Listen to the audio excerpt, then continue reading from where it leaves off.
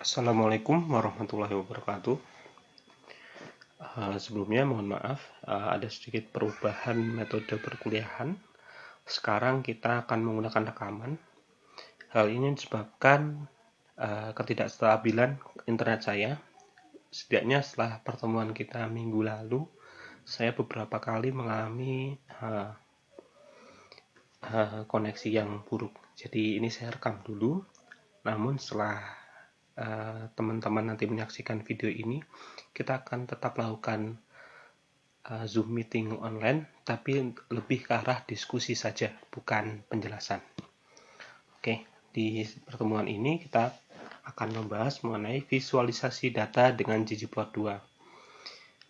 Di pertemuan 1 dulu, kita sudah belajar mengenai Tdiverse, di mana Tdiverse yang ini ya, itu terdiri dari banyak package. Di antaranya adalah ggplot2. Nah, di sini mungkin ada yang bertanya, kenapa kita pakai Tdiverse? Kenapa kita nggak panggil library ggplot2 secara langsung? Karena kita juga akan menggunakan package library dplgr-nya di bagian visualis, di bagian CDE. Kemudian package-package yang lain ini ada ggRich, ada gggali, ini akan kita gunakan di bagian itu juga. Plotly kita gunakan untuk membuat plot interaktif. Oh iya, mohon maaf, di sini belum ada library grid. Jadi misalkan teman-teman yang ini library grid. Jadi kalau misalkan teman-teman belum punya grid ini, nanti bisa install sendiri, ditambahkan aja di sini atau langsung install.package, buka kurung, petik 2, tutup grid, tutup petik, tutup lagi, terus tutup kurung. Nah, data yang akan kita gunakan ini sama dengan praktikum di semester ganjil kemarin, data house price prediction yang memiliki 36 kolom. Berikut ada informasi singkat mengenai data tersebut.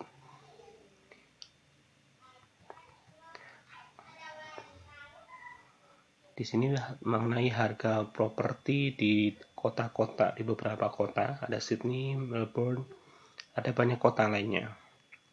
Data ini sebenarnya bisa Bapak Ibu akses melalui link ini. Ini GitHub-nya Pak Gary Dito, yang beliau nanti akan mengisi praktikum pada sesi setelah UTS. Ini bisa begini, atau bisa sebenarnya Anda ini yang di GitHub ini Anda bisa unduh, disimpan, kemudian Anda load dari laptop Anda sendiri, atau Bapak Ibu bisa akses dari raw file CSV-nya secara langsung. Ini jadi agak beda linknya ya, dengan antara yang link buat download ini dan ini agak beda linknya. Jadi perlu berhati-hati. Di sini ada dua opsi, yaitu header-nya true. Header true ini digunakan untuk menjadikan header atau baris pertama sebagai nama variabel. Sep di sini adalah separator, digunakan untuk memisahkan data dengan separator koma. Di sini koma ya. Perlu diperhatikan ada beberapa format CSV yang lain. Kalau misalkan saya save file di Excel, yang di kolom-kolom Excel itu nanti save as CSV, dia pemisahnya adalah titik koma. Jadi nanti di sini titik koma. Kadang ada juga CSV yang pemisahnya mungkin file TXT, bukan CSV sih, TXT. Dia pemisahnya adalah tab, kadang ada pemisahnya adalah spasi, atau pemisah-pemisah yang lain.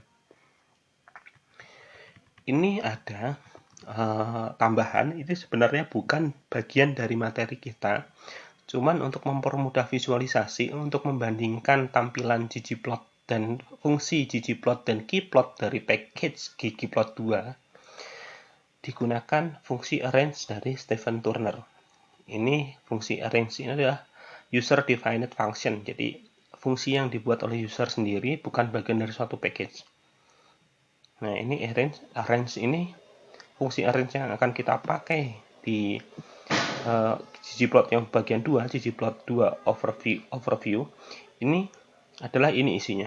Intinya sih menyandingkan antara gambar-gambar yang objek ggplot yang dibuat dari ggplot 2 disandingkan kanan kiri, bisa atas bawah. Nah, kita ke ggplot overview. Secara umum, pembuatan grafik pada package ggplot dapat dilakukan dengan menggunakan dua cara, yaitu gplot atau dengan ggplot. Nah, kalau gplot, yaitu gplot itu key-nya kalau nggak salah quickplot ya.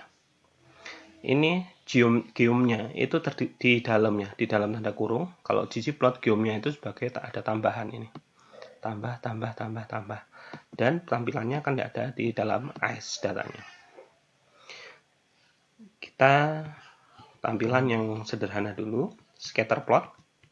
Scatter plot kita pakai set sheet-nya 581, vektornya adalah kita ini adalah bangkitkan data 10 data saja dari sebaran normal secara random dengan rata-ratanya 5 dan standar deviasinya 1. Ini sama, kita simpan sebagai vektor X, ini sama kita bangkitkan juga dan kita bangkitkan sebagai vektor Y.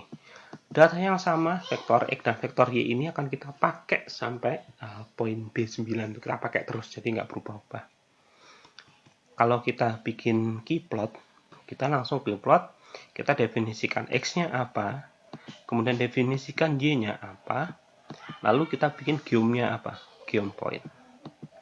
Kalau ggplot, ya kita taruh ggplot-nya, kurung, plus geom point, ada AES-nya. Di sini kita definisikan X-nya apa, Y-nya apa.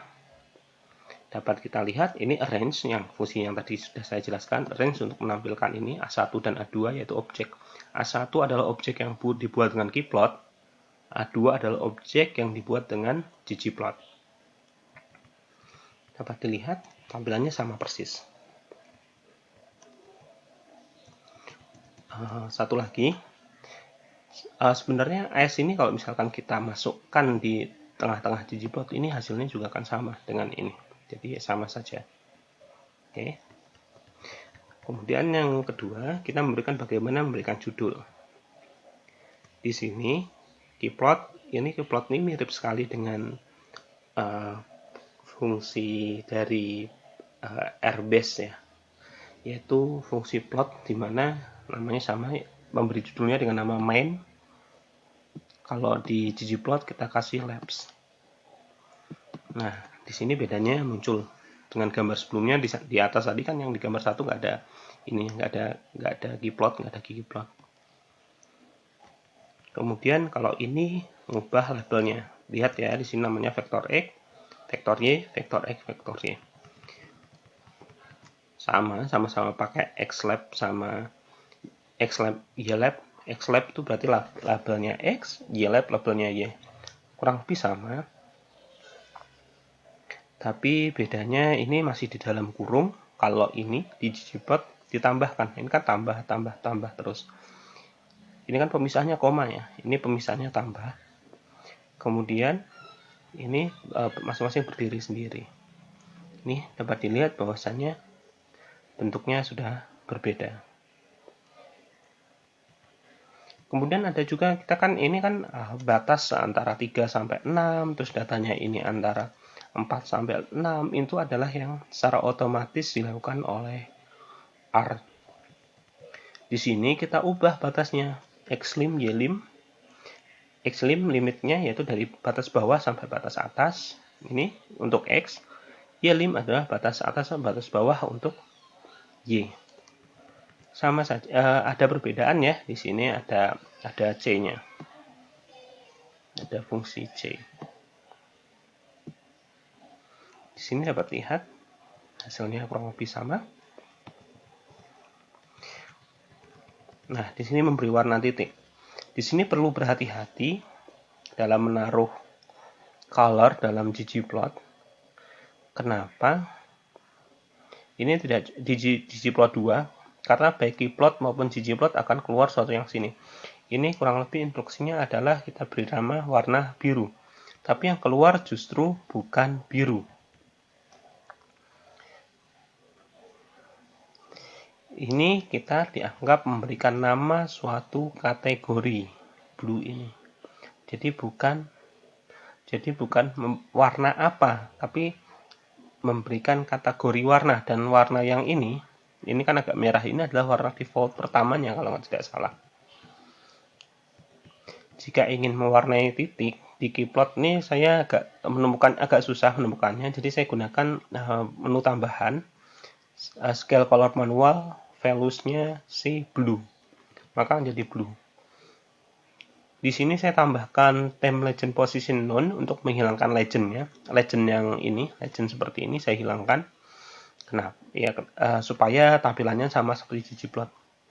ggplot, Anda untuk memberikan warna color blue, Anda cukup mengeluarkannya color ini sebagai bagian dari geom point, bukan di dalam kurung dari AS-nya. Kalau di atas tadi yang di E3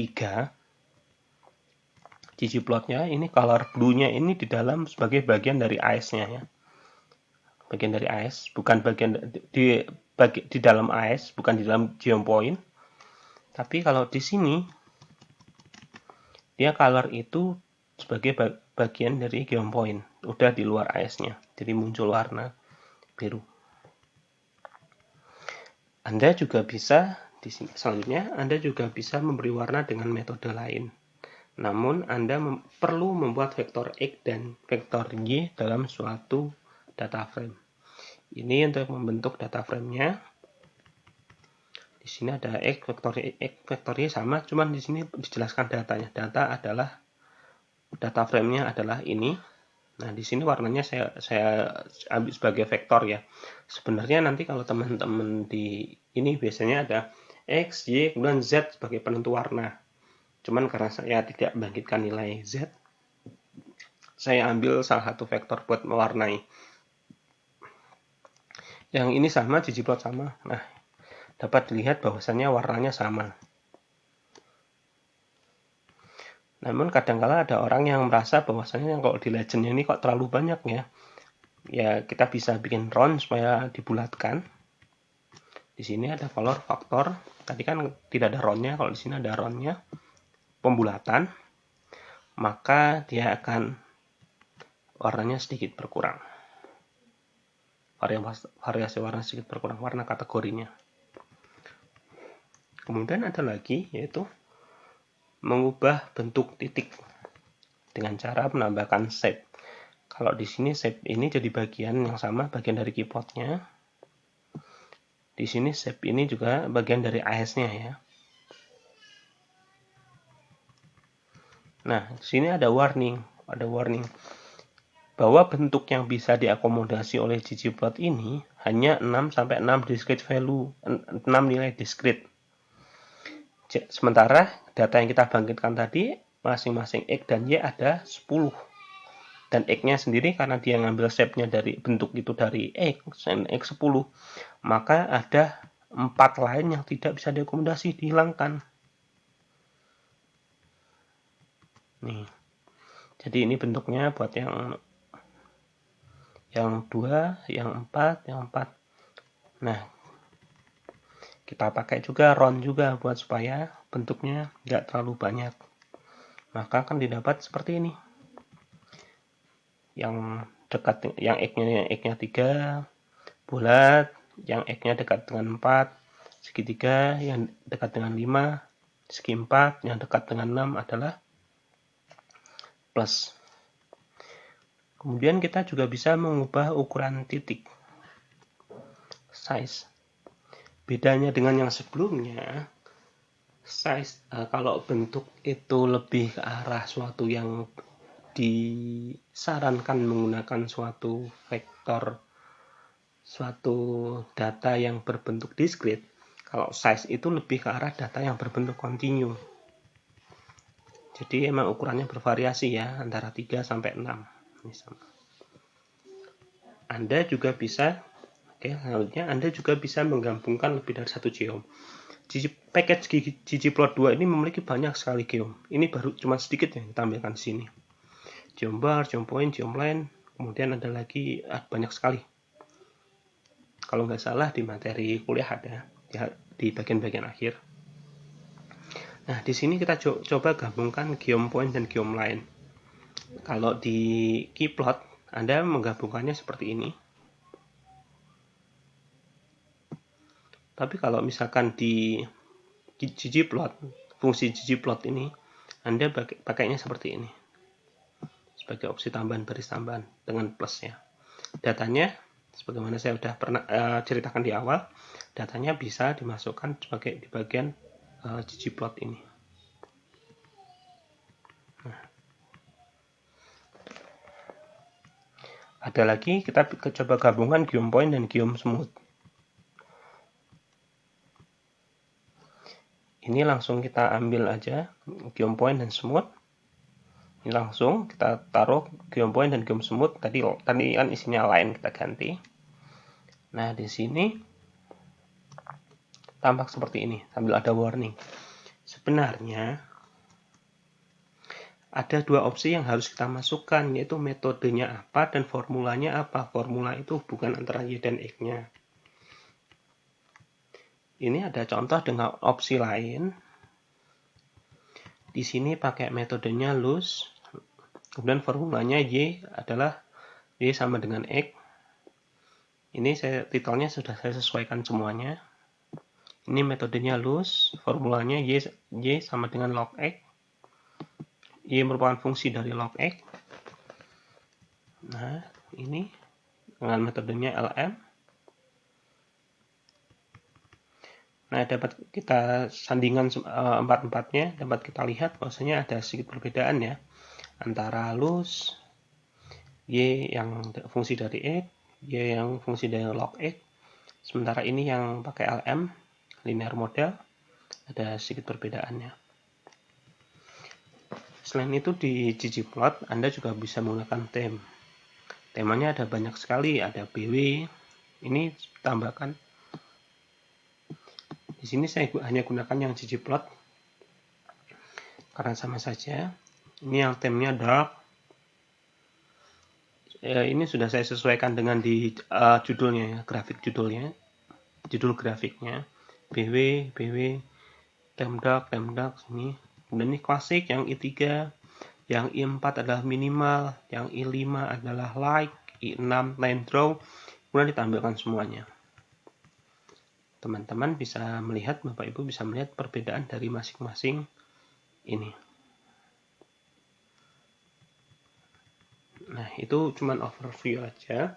Jika ingin mempelajari lebih lanjut mengenai visualisasi grafik, bisa dipelajari lewat sumber-sumber berikut. Ada grafik cookbook, terus ggplot sendiri, dari buku ggplot sendiri. Kemudian ini cheat sheet-nya, berapa lembar tapi membantu sekali.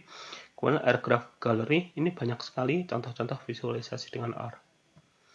Oke, kita ke berikutnya. Tadi di awal kan kita sudah import data dari GitHub dengan nama data host.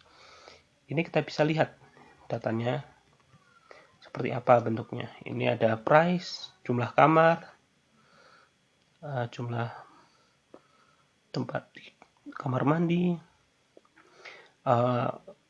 square feet, kaki persegi, luas untuk living room. Ini luas dari lot, mungkin luas dari satu petak rumahnya itu berapa, jumlah lantainya, waterfront ini saya kurang tahu, view ini kurang tahu, kondisi ini kurang tahu. Ini luas yang di lantai atas, ini luasnya yang di basement, ini tahun pembuatan, tahun renovasi, alamatnya, kotanya, ini kode pos dari kode posnya, zip code itu kode pos ya, kode pos kalau nggak salah, dan negaranya. Nah, visualisasi distribusi ini Anda bisa menggunakan histogram ya. Kalau di sini di ggplot menggunakan geohistogram. Ini cuma menggunakan nilai X saja. Di sini ada fill dark red, call dark red, dan binwidth 5000. Binwidth ini adalah lebarnya. Binwidth itu mengatur ukuran bin atau kotak pada ggplot. Lebar kotaknya. Sementara call dark red untuk memberi warna kotaknya. Kalau fill ini untuk memberi warna di dalam kotaknya. Digititle itu sama dengan labs tadi untuk memberikan judul pada grafiknya. Kemudian xlab memberi nama pada Y, sementara xlab memberi warna pada X. Sementara tem ini ada penggunaan tem yang lain. Tem ini adalah untuk plot title. Ini mengatur pada plot title, yaitu ini H sama dengan 0,5, yaitu center di tengah-tengah. Berdasarkan histogram tersebut, bahwa harga rumah ada beberapa harga rumah yang sangat mahal. Di sini ada ya, jika dibandingkan dengan harga-harga rumah lain. Jadi benar-benar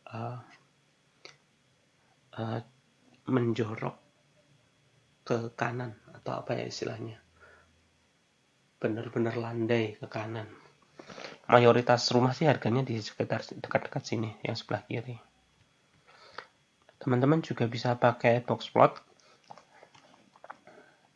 Misal kita ingin mengetahui bagaimana distribusi beberapa peubah, maka box plot adalah satu plot yang paling umum digunakan.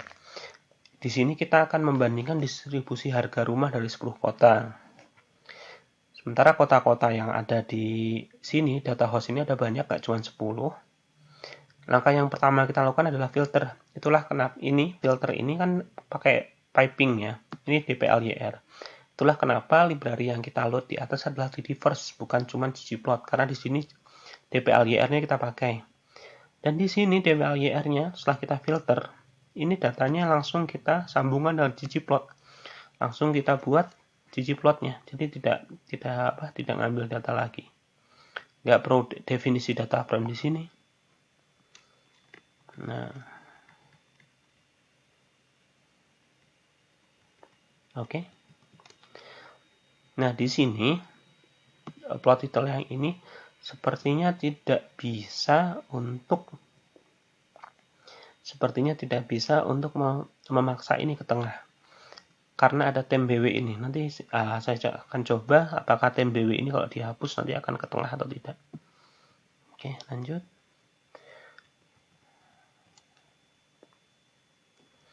Nah, untuk memberi warna-warna yang berbeda, di sini ada penjelasannya.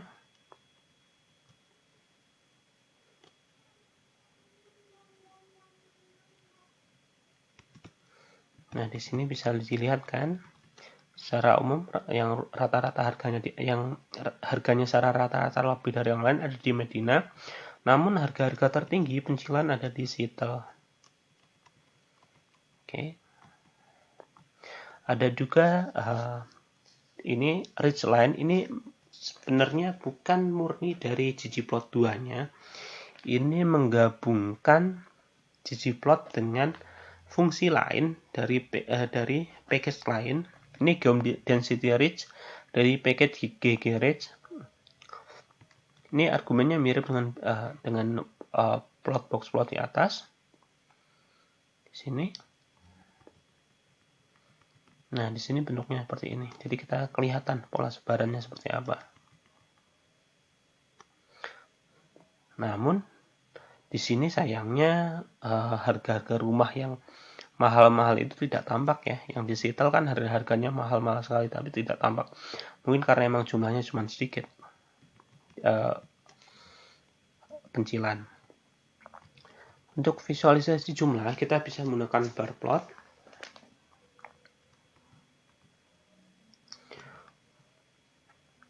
Bar plot ini di ggplot bisa menggunakan geombar atau geomcall. Perbedaan mendasar dari kedua fungsi itu adalah pada data yang perlu disediakan.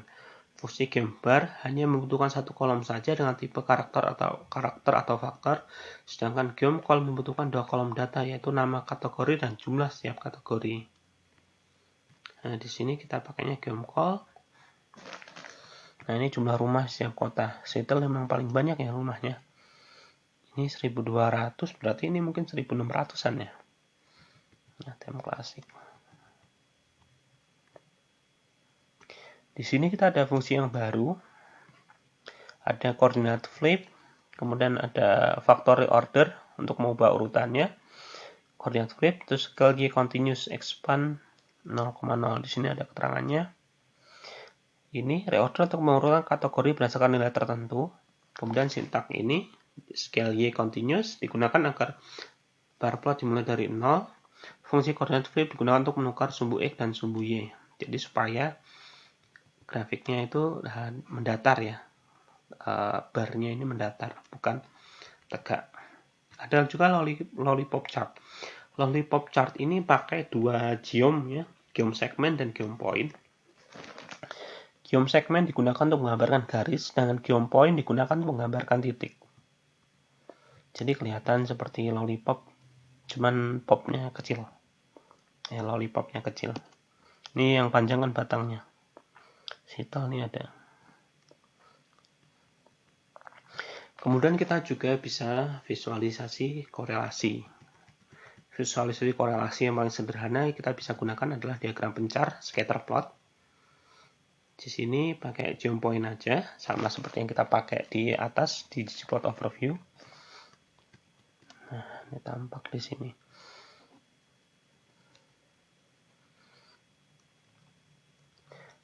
Di sisi lain kita juga bisa menggunakan korelogram karena ada keterbatasan dari scatter plot jika korelasi perubahan yang kita ingin lihat tuh ada banyak. Korelogram ini pakai fungsi gigi core dari Jali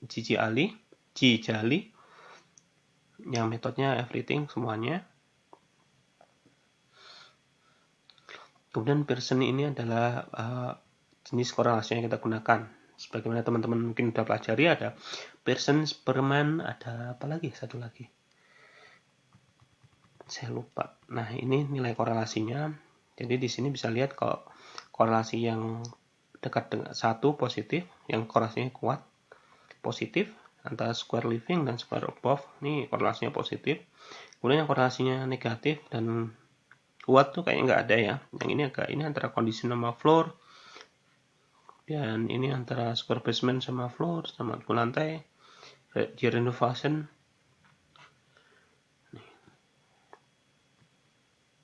Nah, plot interaktif di sini kita pakai ggplot LY. Ini hasil ggplot kita masukkan sebagai suatu objek P1.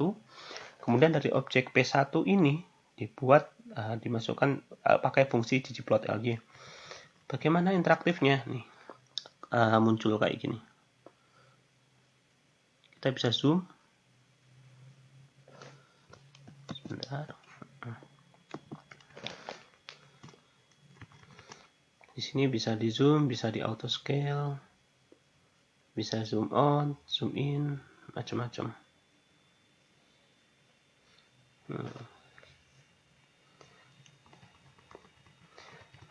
Di luar sana itu ada banyak sekali jenis visualisasi. Jadi di praktikum kali ini hanya sebagai pengantar saja ya. Nanti mungkin teman-teman kalau mau mengambil di semester, kalau saya di semester depan baru bisa mengambil yang namanya visualisasi data. Mungkin akan belajar lebih lanjut di sana.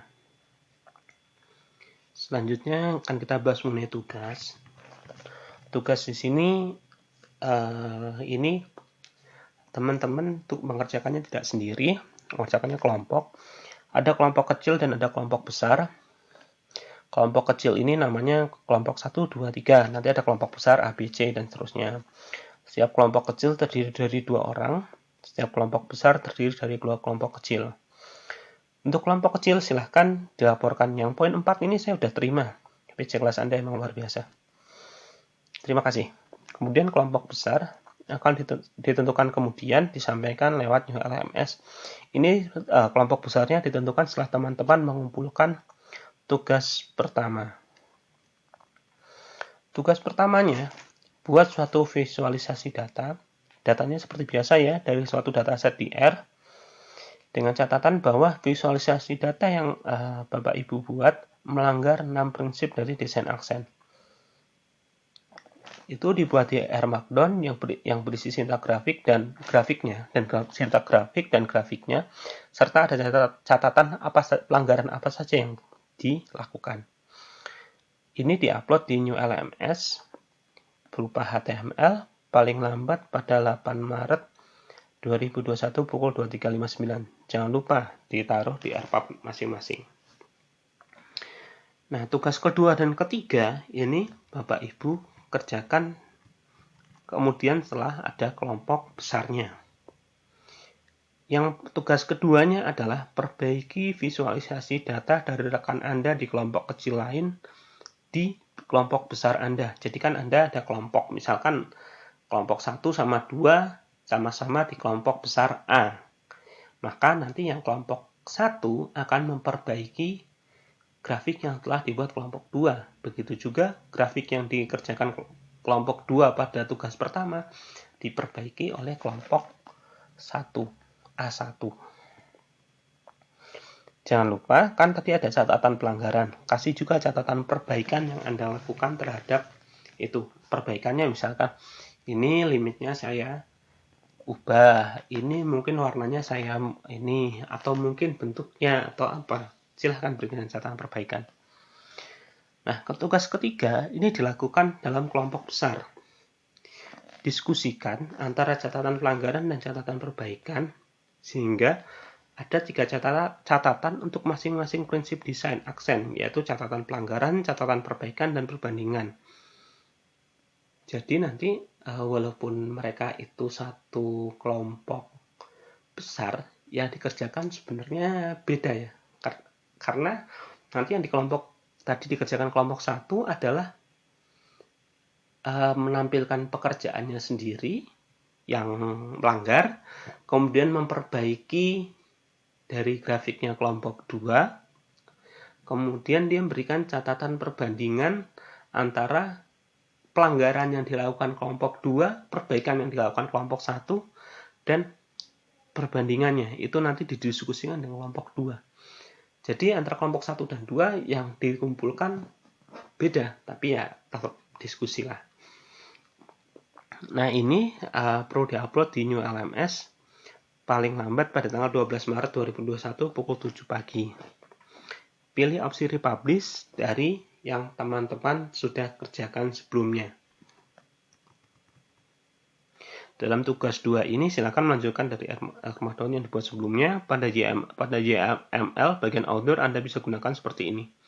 Jadi supaya kelihatan bahwasanya satu kelompok kecil, kelompok besar kalian siapa saja. Catatan tambahan, jika Anda menggunakan referensi dari suatu sumber, misalkan Anda menggunakan sintaks yang user-defined function yang dibuat orang, maka sebaiknya Anda memasukkan sebagai referensi di dokumen R Markdown Anda. Kemudian, jika ternyata dalam pembahasan, misalkan perbaikannya ini Anda tidak sepakat, Anda bisa tulis tidak sepakatannya.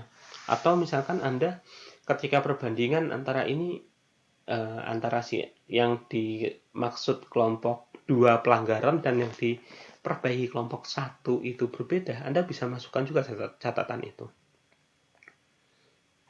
Nah, ini jadi nanti tetap ya upload HTML-nya dan ke AirPubs-nya itu masing-masing. Tapi konten yang di-upload itu sama.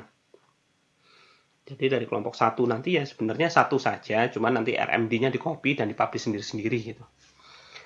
Dan untuk tugas kedua ketiga, konten yang di-upload di kedua kelompok kecil di suatu kelompok kecil tadi ya tetap sama. Tapi kelompok besar bisa beda karena kelompok 1 itu tugasnya nanti adalah membuat yang pelanggar dari dia sendiri, memperbaiki punya kelompok 2. Sementara kelompok 2 adalah memperbaiki kelompok 1. Oke. Ini ada referensi-referensi yang saya gunakan untuk mengerjakan ini. Teman-teman bisa baca-baca lebih lanjut di sini. Oke, sekian dulu. Nanti jika ada pertanyaan akan kita diskusikan. Terima kasih.